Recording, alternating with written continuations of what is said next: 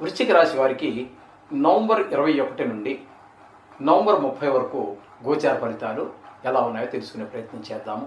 వృశ్చిక రాశి వారికి జన్మంలోనే రవి బుధులు యొక్క సంచారం జరుగుతోంది. జన్మంలోనే రవి బుధులు సంచారం రెండు గ్రహాలు కూడా అనుకూలమైనటువంటి ఫలితములను ఇవ్వజాలవు. ఇక్కడ మన యొక్క ఆలోచన ద్వారా బాగుండదు, మన ప్రవర్తన కూడా కొంచెం చెడువైపుకి వెళ్ళే అవకాశం ఉంటుంది, చెడువైపు ఆకర్షితులయ్యే అవకాశం ఎక్కువగా ఉంటుంది. అలాగే ఇక్కడ రవి జన్మంలో ఉండటం కారణంగా కొన్ని అనారోగ్యాలు కూడా పొడసూపేటటువంటి అవకాశం ఉన్నది. ఈ విధంగా రెండు గ్రహాలు కూడా మనకి ప్రతికూలమైన ఫలితాలు ఇస్తూ ఉన్నాయి. ఇక ద్వితీయంలో కనుక మనం తీసుకున్నట్టయితే శుక్రుని యొక్క సంచారం జరుగుతోంది. ద్వితీయంలో శుక్రుని యొక్క సంచారం మాత్రం శుభప్రదమైన ఫలితాలన్నీ ఇస్తూ ఉంటుంది. కుటుంబంలో చక్కటి వాతావరణం అంతా ఉంటుంది, మాటలో సౌమ్యం ఉంటుంది, ధనం కొంచెం ఆదాయం పెరిగే అవకాశం ఉంటుంది. ఈ విధంగా లలిత కళల్లో ఉన్న వాళ్ళకి, టీవీ రంగంలో ఉన్న వాళ్ళకి, సినిమా రంగంలో ఉన్నటువంటి వాళ్ళకి అనుకూలమైన పరిస్థితులన్నీ కూడా మనకి శుక్ర భగవానుడు ఈ వృశ్చిక రాశి వారికి కలగజేస్తూ ఉన్నారు. అలాగే ఈ వృశ్చిక రాశి వారికి అర్ధాష్టమ శని నడుస్తున్నట్టుగా మనం చెప్పుకోవాలి. ఎందుకంటే 4వ స్థానంలో శని యొక్క సంచారం జరుగుతోంది కాబట్టి అర్ధాష్టమ శని అంటే దాన్ని కంటక శని అంటారు. కంటకం అంటే ముళ్ళు, అది ముళ్ళు గుచ్చుకున్నట్టుగా గుచ్చుకుంటూ ఉంటుంది. మనం ఏ ప్రయత్నం చేసినా కూడా ఆ పనిలో మనకి చొక్క ఎదురవుతూ ఉంటుంది. అంటే చొక్క ఎదురవడం అంటే ఏం లేదు, బాధిస్తూ ఉంటుందని ఉద్దేశంలో ఆ మాట అంటారు. ఈ విధంగా చతుర్థంలో ఉన్నటువంటి శని యోగించజాలడు. ఇకపోతే పంచమ స్థానంలో రాహు యొక్క సంచారం జరుగుతుంది. పంచమ స్థానంలో రాహు యొక్క సంచారం కూడా శుభప్రదమైన ఫలితాలను ఇవ్వజాలదు. ఎందుకనంటే అక్కడ ముఖ్యంగా 5వ స్థానం పుణ్యస్థానం, పుణ్యఫలం అంటాము. అలాగే పిల్లలకు సంబంధించి మన సంతానానికి సంబంధించినటువంటి స్థానంగా మనం చెప్పుకుంటాము.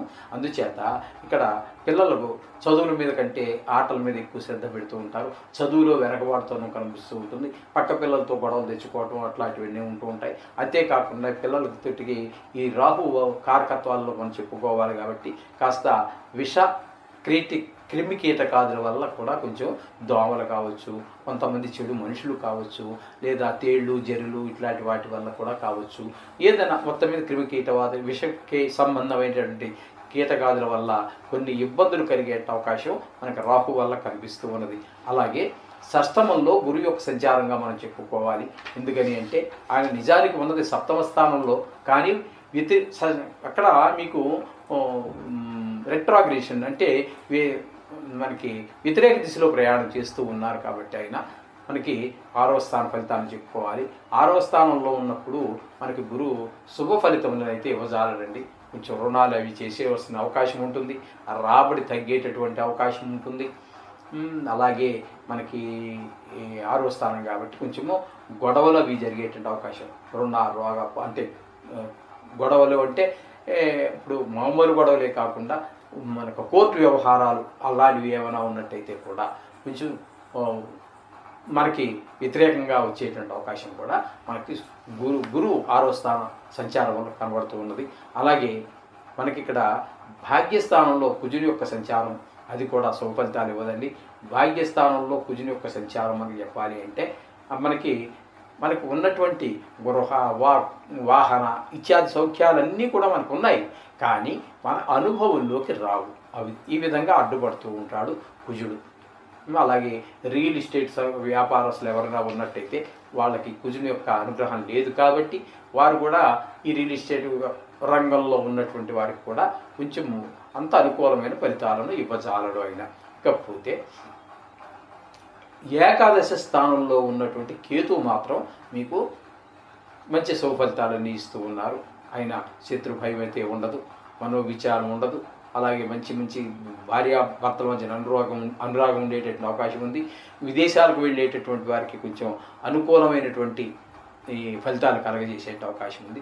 మొత్తం మీద ఇక్కడ మనం చెప్పుకోవలసి వస్తే వృశ్చిక రాశి వారికి శుక్రుడు కేతువు రెండు గ్రహాలు మాత్రం అనుకూలంగా ఉన్నాయి, మిగతా గ్రహాలు కొంచెం ప్రతికూలంగా ఉన్నాయని చెప్పుకోవాలి. ఈ మిగతా గ్రహాలు ఉన్న వాటిలో చంద్రుడు అయితే మనం కలపట్టలేదండి. ఎందుకని అంటే ఆయన 2 రోజులకే 2.5 రోజులకే మారిపోతూ ఉంటారు, రాశికి మారుతూ ఉంటారు. అలాగే 2.5 రోజులు మారారు అంటే రాశికి మారారు అంటే అక్కడ మీకు 3 నక్షత్రాలు ఖచ్చితంగా మారుతారు. దేని ఫలితం దానికే ఉంటుంది. మనం చెప్పుకోవాల్సి వస్తే ఆ చంద్రుడి ఫలితాలు చెప్పుకోవడానికే మనకున్న సమయం అంతా చాలదండి. అందుచేత ఇక్కడ మనం ఆ చంద్రుడిని కలపకుండా నవగ్రహాలలో 8 గ్రహాల గురించి మనం చెప్పుకోవడం జరుగుతుంది. ఈ విధమైన ఫలితాలన్నీ వస్తూ ఉన్నాయి. అయితే ఏం కంగారు పడక్కర్లేదండి. 2 గ్రహాలు మాత్రమే అనుకూలంగా ఉన్నాయి, మిగతా గ్రహాలు ప్రతికూలంగా ఉన్నాయి, కంగారు పడాల్సిన పని లేదండి. మనకి ఇవి ప్రతికూలంగా ఉన్నాయని చెప్పిన వారే వాటిని శాంతపరచుకోవడానికి ఏం చేయాలి అనేటటువంటిది పరాశరాది మహాములందరూ కూడా మనకు తెలియజేశారు. అవి చేయండి. వాటిని ఆ గ్రహాలను కూడా ఆ వారి యొక్క ప్రతికూలంగా ఉన్న గ్రహాల యొక్క ఆగ్రహాన్ని పోగొట్టి అనుగ్రహం సంపాదించుకునే విధానం వారే తెలియజేశారు. ఆ విధంగా శ్లోకాలు మరోటో గోచార ఫలితాలు ఇవి చేత చాలా తక్కువ పెరిగి ఉంటూ ఉంటాయి. అందుగురించి కంగారు పడకలేదు. జాతకంలో ఉన్నటువంటి దోషాలకైతే పెద్ద పరిహారాలు ఉంటాయి.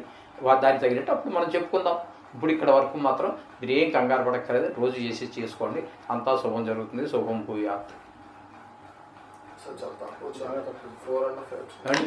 4.5 వచ్చిందంతే గ్రహాల సంచారం. మరి 4 అంటే 10 రోజులు పడతారు కదా కనీసం. అలా కదా 10 రోజులు 10 నిమిషాలు కేటాయించలేం కానీ అలా కాదు. ఇప్పుడు మనం జన్మంలో రాహు గురించి చెప్పుకున్నాం, రవి గురించి చెప్పాము, 2 ద్వితీయంలో శుక్రుడు చెప్పాము, ఏ గ్రహాలను విదేశాన్ని చూసాం, అష్టాదశ శని గురించి చెప్పాము 4లో. 5లో రాహు ఉపయోగపడితే పిల్లల మీద కొంచెం దుష్ప్రభావాలు, తేళ్లు జర్లు దోమలు ఇట్లాంటివి ఏమైనా ఉంటుంటాయని చెప్పాము. గురువు సప్తమంలో రిట్రాగ్రేషన్లో ఉన్నాడు, 6వ స్థాన ఫలితాలు చెప్పాము. ఇకపోతే భాగ్యంలో కుజుడు యోగించదాలని చెప్పాము. పరిహారాలు చెప్పమంటారా?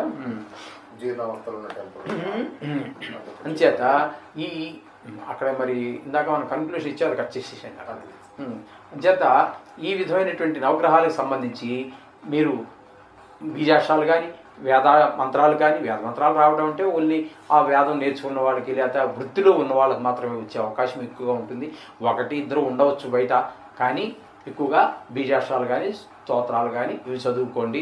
ఇకపోతే ముఖ్యంగా కార్తీక మాసం కాబట్టి ఆయన ఘటన సమర్థుడు కాబట్టి ఇవన్నీ కూడా ఆయన యొక్క కనుసన్నల్లోనే నడుస్తూ ఉంటాయి. కాబట్టి ఈశ్వరుడికి అభిషేకం చేసుకోవడం అనేటటువంటిది కార్తీక మాసంలో చాలా చాలా చాలా చాలా ప్రయోజనకరమైనటువంటిది.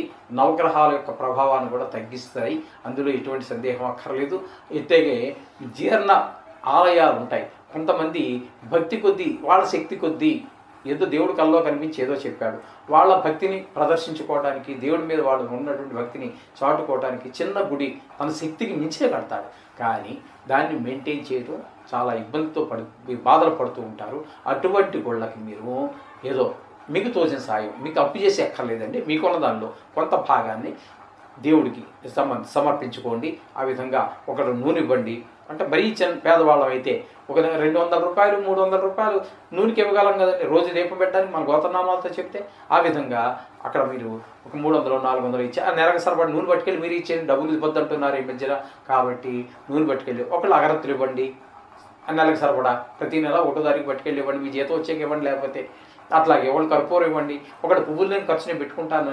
ఒకళ్ళు ఏమీ పాపం నేను కొంతమంది చూశానండి, కొంతమంది స్త్రీలు వేరే కొంచెం ధనవంతుల ఇళ్లలో పనిచేస్తూ ఉంటారు. వాళ్ళు అంట్లు తోవటము, ఇల్లు ఊడ్చటము, హౌస్ మేట్, ఈ విధంగా ఉన్నవాళ్ళు కూడా 1 గంట కేటాయించి స్నానం చేసి గుడికి వెళ్ళి అక్కడ కూడా చీపురు పెట్టి ఊడ్చి కల్లాపి జల్లి ముగ్గు పెట్టి వాళ్ళ భక్తిని చాటుకుంటున్నారండి.